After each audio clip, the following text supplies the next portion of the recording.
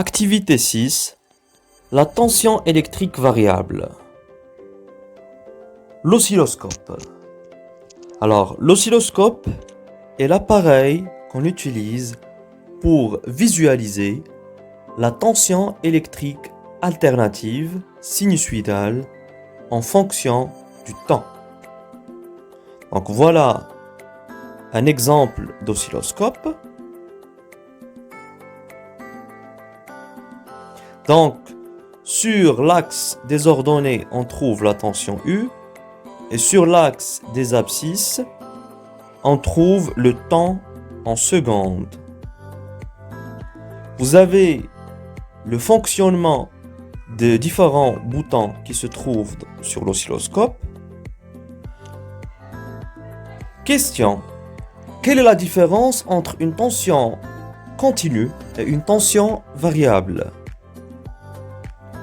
La tension continue. Une tension est continue si sa valeur ne varie pas au cours du temps. C'est le cas de la tension électrique fournie par une pile. Pour mesurer une tension continue, on peut utiliser un voltmètre en mode continu ou un oscilloscope.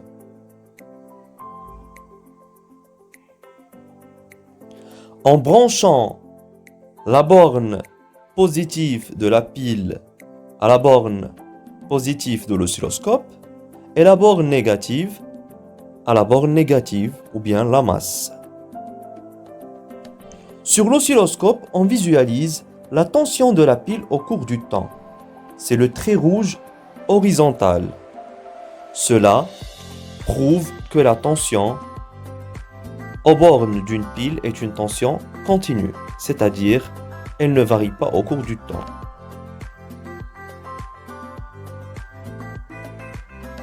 La tension ne varie pas au cours du temps. On dit qu'elle est continue.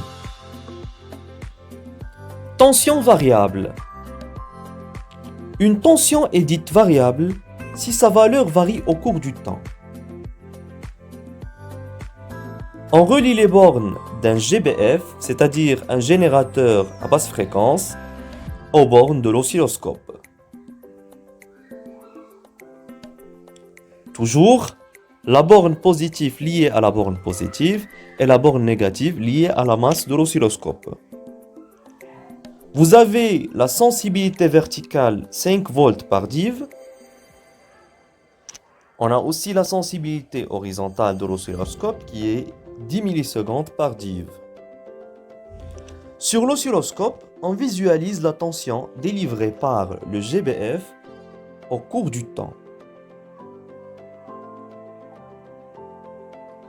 La tension varie au cours du temps. On dit qu'elle est variable.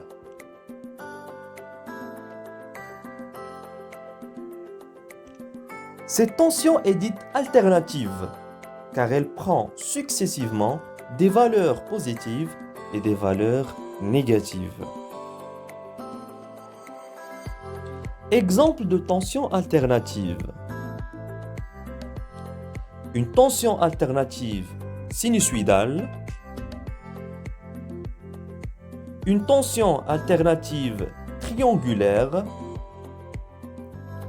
et une tension alternative en créneau. Caractéristiques d'une tension alternative sinusoïdale.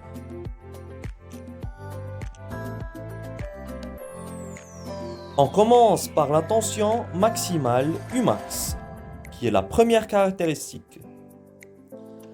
La tension maximale est la plus grande valeur prise par la tension au cours du temps.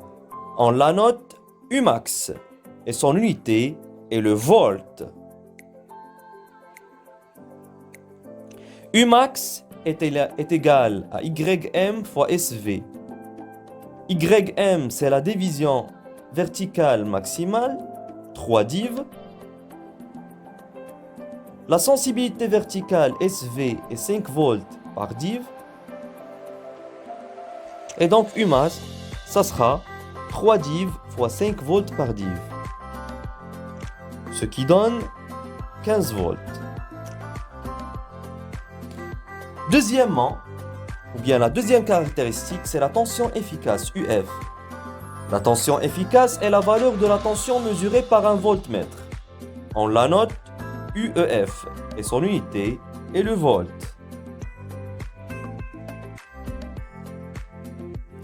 Pour une tension sinusoïdale, Umax et UF sont liés par la relation Umax est égal à 1,41 fois UF, ou bien UEF est égal à Umax sur racine de 2. Alors on a Umax 15 volts. Alors UEF c'est Umax sur 1,41 ou bien racine de 2. On remplace et finalement on trouve 10,64 volts. C'est la même valeur qu'on trouve à l'aide du voltmètre. La troisième caractéristique est la période T. La période d'une tension alternative est le temps le plus court pour qu'elle retrouve la même valeur et la même variation. On la note T majuscule et son unité est la seconde.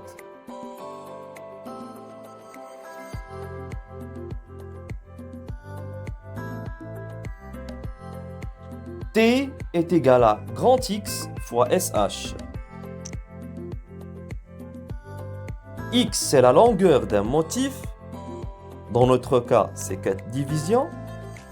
La sensibilité horizontale, c'est SH qui est égal à 10 millisecondes par div. D'où T est égal à 4 div fois 10 millisecondes, c'est-à-dire 40 millisecondes. La fréquence. La fréquence correspond au nombre de périodes effectuées en une seconde. On la note petit f, f minuscule, et son unité est le Hertz. 1 Hertz, c'est 1 sur une seconde. La fréquence ne se mesure pas sur le graphique. Elle se calcule à partir de la période t, en appliquant la formule f minuscule est égal à 1 sur t, c'est-à-dire la fréquence est l'inverse de la période. T en secondes et f en hertz. On a t est égal à 40 millisecondes. Pour calculer la fréquence, on doit tout d'abord convertir la période en secondes. T est égal à 40 millisecondes, c'est-à-dire on divise sur 1000 pour retrouver la période en secondes, parce que une seconde c'est 1000 millisecondes, et donc on trouve 0,04 secondes. Alors, f est égal à 1 sur t, c'est-à-dire 1 sur 0,04 secondes, c'est-à-dire 25 Hertz.